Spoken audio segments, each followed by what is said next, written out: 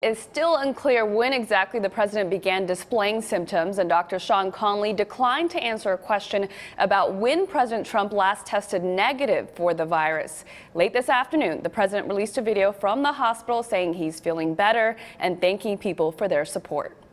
I most of all appreciate what's been said by the American people, by almost a bipartisan consensus of American people. It's a beautiful thing to see.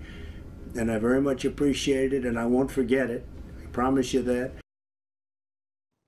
The president's physician and a team of doctors from Walter Reed said Saturday the president is doing well. He's in exceptionally good spirits. The quote he left us with was, "I feel like I could walk out of here today." But a source familiar with the president's health told reporters vitals over the last 24 hours were very concerning, and the next 48 hours will be critical in terms of his care, adding, quote, "We're still not on a clear path to a full recovery."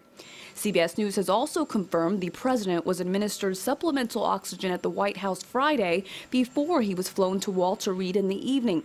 It's not clear if the president was having trouble breathing at that time. President Trump's physician, Dr. Sean Conley, deflected questions on that topic. He's not on oxygen right now, that's right. He's not received any at all? He's not needed any this morning today at all. And new questions are now emerging about the timeline surrounding the president's diagnosis. Just 72 hours into the diagnosis now. In a White House statement issued shortly after, Conley said he incorrectly used the term 72 hours and should have said day 3, adding that the president tested positive Thursday night.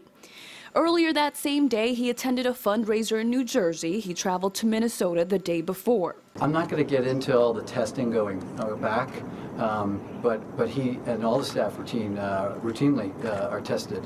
As the White House continues contact tracing, the list of those in the president's circle who have now tested positive has grown. Chris Christie is among the latest. He is now one of 8 people who attended last Saturday's White House ceremony for Supreme Court nominee Amy Coney Barrett, who has since tested positive. Christie is now hospitalized as a precaution.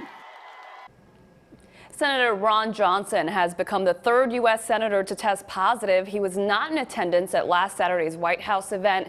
Senators Michael Lee and Tom Tillis have also tested positive, along with former White House counselor Kellyanne Conway. All 3 attended the Supreme Court nominee ceremony last week.